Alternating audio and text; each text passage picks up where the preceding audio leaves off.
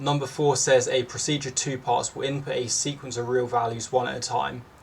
Right, the procedure will process the sequence in 2 parts and form a first total by adding the values until the first 0. Right, then form a second total by adding the values after the first 0 until the second 0, and then output the average of the 2 totals together with a suitable message. Right, values input in the first part are totaled using a global variable total A, and those input in the second part are totaled using a global variable total B. Right, so what this is saying is, for example, let's imagine we have the input, I don't know, 4, 7, let's say 0, maybe like 3, 5, right, 2, and then another 0.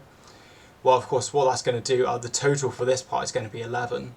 Right, then of course we see a 0, so now it's going to go to the second sequence. What the total of that is going to be 10. Then of course we see another 0, right, so here then we just stop. So yeah, hopefully you can see, I mean, we can do that just by having 2 loops. And yeah, just looping, I guess what looping, like while it's not 0. Yeah, or maybe until they see 0. Right, and then, so here then, of course, well, you can go to the exam questions, right, choose this starter code, although to be honest, yeah, you can easily type this, right, there's only one, yeah, it's just sort of, you know, one statement really. Right, I'm also just going to paste the, paste the instructions.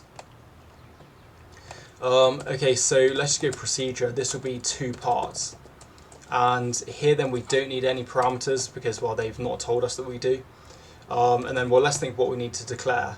I guess, I mean, obviously, well, these totals we don't need to declare because, well, they're global. I suppose one thing we need to declare, what is going to be the user input. Yeah, just some variable that we can store the user input.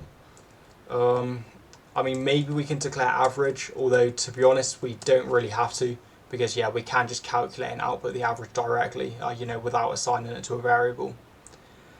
And I suppose if we are, yeah, if we... So, alright, hang on, I'm trying to, yeah, think of this.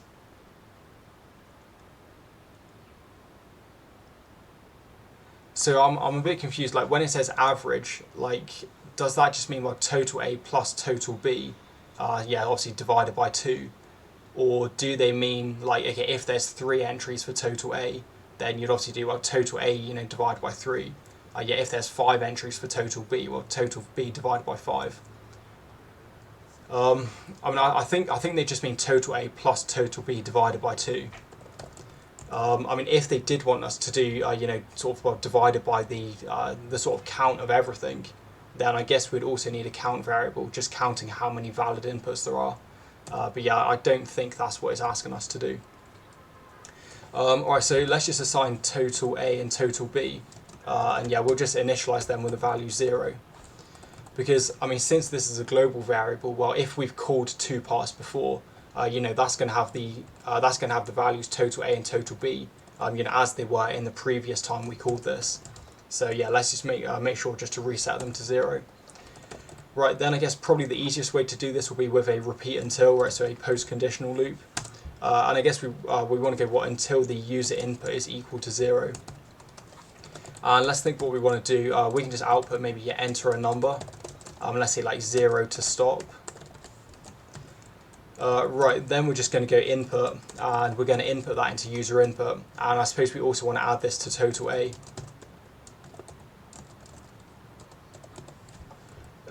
Right, okay, and then, I mean, honestly, like the next one we can just copy that. So yeah, I think input again, and then of course, well, that's going to be total B. Right, that's going to be total B. Right, then we just want to output an average, yeah, with a suitable message.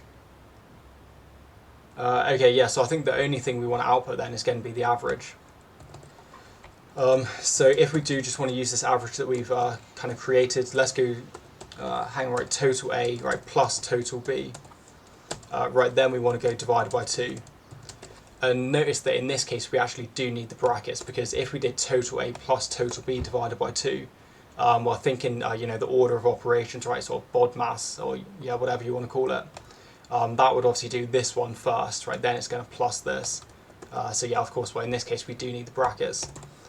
And let's see what, yeah, average of both sequences is. Right, and then let's just go average like this.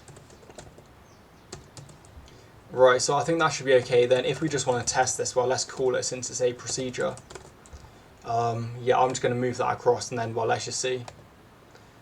So let's enter, well, I think we said 4. In fact, let's choose something easy. Let's go 4 and 2. Right, then let's say 0. And then let's choose something like maybe 7 and let's choose, I mean, what? Yeah, 7 and 3. Or maybe 7 and 4. Right, then let's go 0. Yeah, right, so that's 8.5. I mean, I don't know, is that correct? Right, so we've got 6, then we've got 7, 13, then we've got what, 17. So yeah, I guess 17 divided by 2 is 8.5. So yeah, this seems to be working.